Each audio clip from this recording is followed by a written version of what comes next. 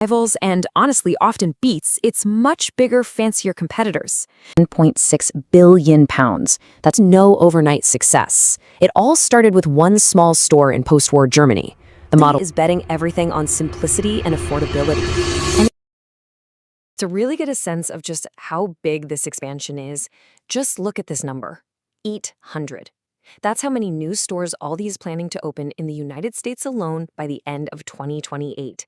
That's not just growth, people. That is an outright invasion of the American grocery scene, and it's backed by a more than $9 billion investment.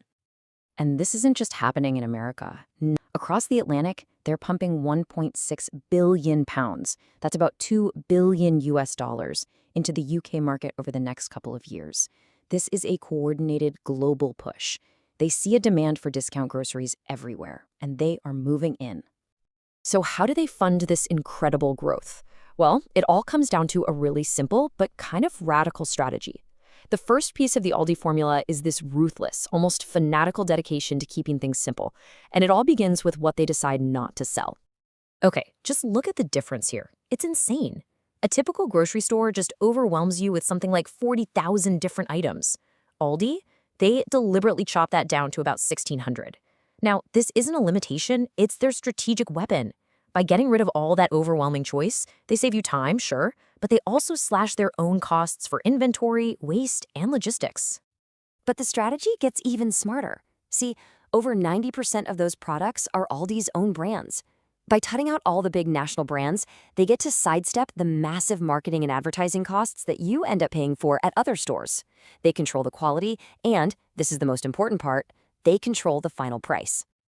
So this whole less is more thing doesn't just stop with the products on the shelf. Oh no, it is baked into the very DNA of the store itself.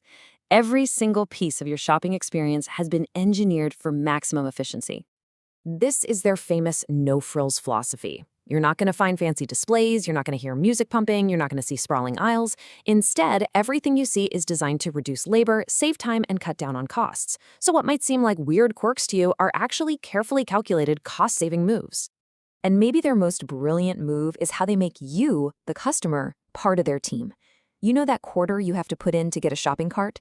That's not about making 25 cents. It's a genius system to make sure you return the cart, which means they don't have to pay an employee to do it.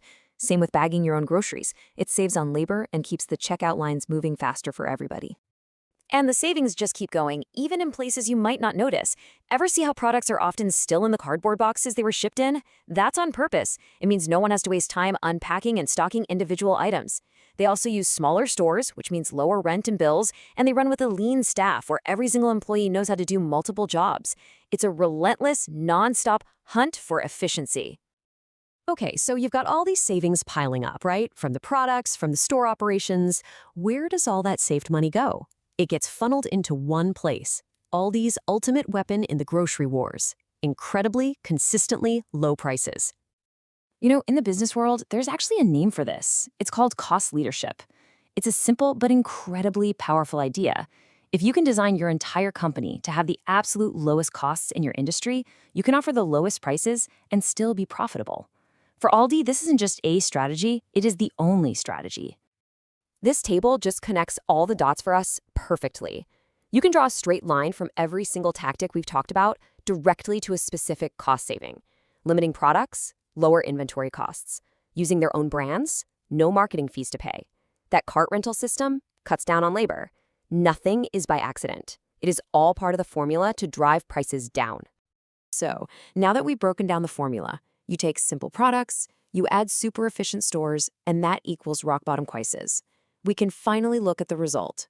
And what you get is a slow, methodical expansion that has just exploded into a full-blown global takeover of the grocery world. And if you look at their history, you'll see this was no overnight success. It all started with one small store in post-war Germany. The model was tested, it was refined, it was proven, and then they patiently exported it to the US in '76, to the UK in 1990.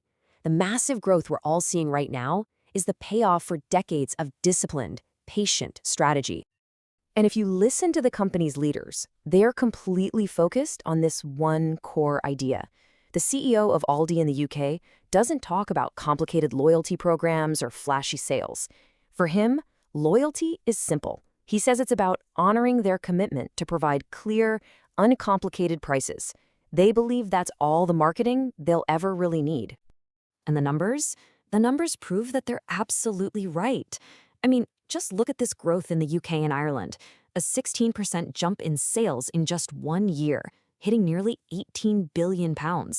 They're not just keeping customers, they are winning new ones at a shocking rate, mostly by stealing them from their more expensive competitors. And all of this leaves us with one final, really critical question. In a world where everything just feels more expensive, more complicated, Aldi is betting everything on simplicity and affordability. And as shoppers everywhere feel that financial squeeze, it is a powerful, powerful bet to make. It really makes you wonder if this no-frills formula isn't just a niche anymore, but maybe the very future of how we all shop for our food.